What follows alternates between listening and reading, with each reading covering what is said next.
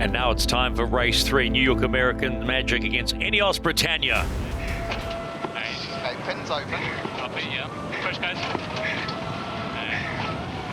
Board up here. INEOS Britannia looking to build speed and actually get a speed differential to hook American Magic here. American Magic accelerating, shutting the door. 10 seconds here. 3 line. 2 line. 1 line. Big push, guys. Come on, turning up. Everything we got, guys. Everything you got.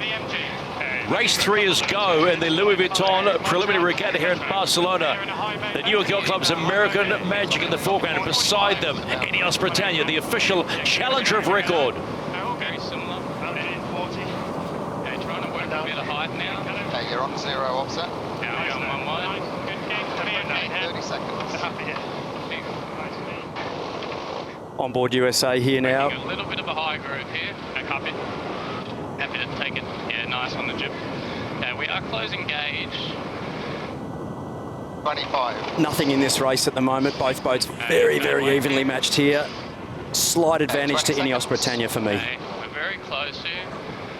Standing up a bit higher. Getting near the boundary. Okay, he turns, pressing here. Okay, 15. They're fielding for it. On the move. 28, speed's coming.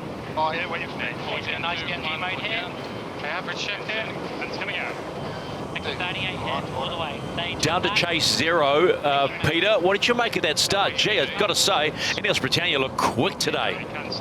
Yeah, INEOS looked really fast off the line. I think they had a nice speed build, but when they came over to the left, I was quite impressed by how American Magic just managed to climb out underneath. They were gauging in on INEOS, and what's really noticeable between the two boats is the projected hull area aerodynamically. American Magic looked a lot less hull to push through the air than INEOS. Interesting that the designers to come up with a solution have come from different corners of the rule, but I am impressed looking at American Magic. She certainly looks to be enjoying these conditions. One, forward down. 3, 2, 1, mate. Turning. Revive. 2, 1, going board. We are strong, normal VMG. They duck, then copy. We duck us by a couple of lengths. Each to length in. Okay, mate's coming on, boys. Really nice gain there by INEOS Britannia on that right-hand side of the course. Little more pressure possibly over there, Shirley, as we've been talking about this morning. Yeah, we could see that on the wind field. And one of the joys of having 2 helmsmen is that we get a running commentary from the one that's not steering. It is so good. We know exactly what they're thinking. They're painting a picture, not just for the other helmsmen, but for all of us.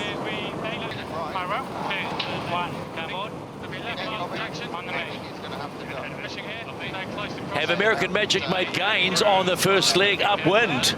I think we're around you're just not far away anytime.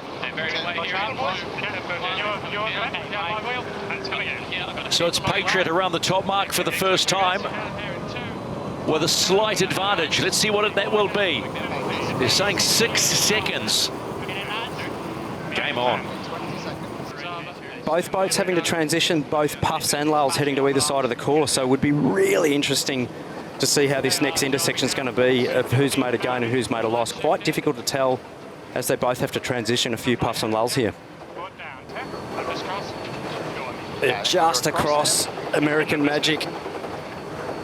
Just across in front there. Too close to do a jibe in front of INEOS Britannia there. They would have actually infringed if they had tried to jibe in front there or get hooked. So very, very even race, Shirley, as we come downwind here at the moment.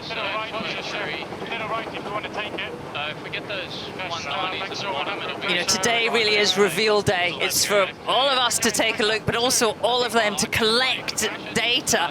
And how exciting is it to start to get some real speeds off these machines? And a clear cross just. Yeah, only saying 20 metres in it here, so basically a boat length in it, so really, really tight. Be really interesting to see how they play this bottom end of the course here, because the British will want to split here to not get hit by the Americans at the bottom of the course. The Americans will have to take a guess of which way the British will go here, so quite interesting. It's going to be a 2-board turn. Going board. 10 seconds. Scotty. Follow them in right turn here. They're really just focusing on our manoeuvres and we'll stick Heading into the bottom mark for the first time, and there's nothing in this. American Magic will round the bottom mark. They'll take the right-hand mark as they see it, and up on the upwind leg.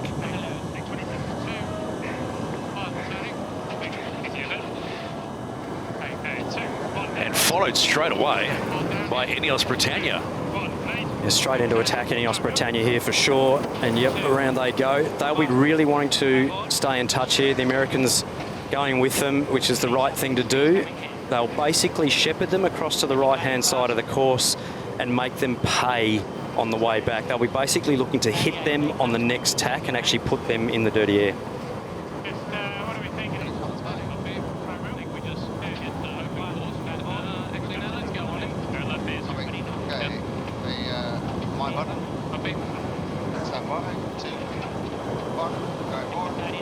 So you can see our live wind field brought to you by Capgemini. The simple thing to understand here when it comes to wind in this live wind field, green is good. That's where all the pressure is. Blue, you want to stay away from pretty much.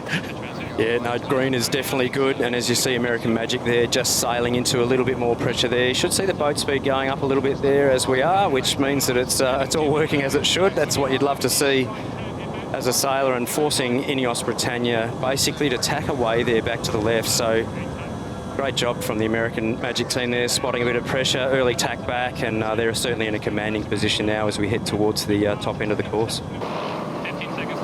American Magic with Paul Goodison and Tom Sillingsby on helm will head to the top mark and hit the halfway point of this third race of the Louis Vuitton preliminary regatta, and they will just sweep around that left-hand mark. Whoa! Yeah, that is an absolute terrible manoeuvre from American Magic there. They look like they basically got the Traveller pinned out without having enough hydraulic resource to get it back on. So, well, let's see how INEOS Britannia does it and give us your read on this one. That was wild. That was riding a wild bronco. This one. Let's have a look here. Really smooth and clinical mark rounding there from INEOS Britannia. Both the jib and the mainsail Travellers there in unison. Lovely powering up of the sail plane there. That was a clinical manoeuvre. Straight in left. Hey Trav, yeah, you may not make that. Okay, copy. We heard Tom Slingsby talking about the ley line, the touch and go, whether they're going to make the ley line for those bottom marks. Hoping for a bit more breeze. Really, really nice shot of American Magic coming down there, sailing the boat beautifully. The team. American Magic about to complete leg number 4. They're in a solid position against INEOS Britannia. Let's see what this rounding is any better than the last one, where they put both boards down this time to just ease themselves around that. And they're back up on their penultimate leg of race number 3 of the Louis Vuitton preliminary regatta. Let's go to chase 0, Peter Lester on the water. American Magic look a different boat than we saw yesterday. They look quick. Yeah, I'm impressed. I think just watch her drag coefficient, I think, must be quite low. The boat has lower top sides and it looks pretty slippery in these conditions. And coupled with that, when the boats were close together, I just thought American Magic had a little bit more height, and that was impressive off the start line. And they've picked 2 beautiful ley lines at the top of leg 2 and leg 4. So American Magic have put together a very impressive race here against INEOS. Considering what happened yesterday, that we were fortunate to see, and you weren't, wherever you are around the world, and a big nosedive by American Magic. They have come out, guns are blazing. A huge psychological blow, too, you might say, to the old enemy in INEOS Britannia. But American Magic will take the win in race number 3 of the Louis Vuitton preliminary regatta and score that all-important 1 point. Nice work, guys. Great job. Okay, nice race. Alrighty, let's crunch the numbers and see how this race unfolded, Glenn. Yeah, looking at some race times here, obviously a 29-second deficit, and basically the maximum speed there just under 50 knots for both boats in only sort of 12 to 14 knots of breeze.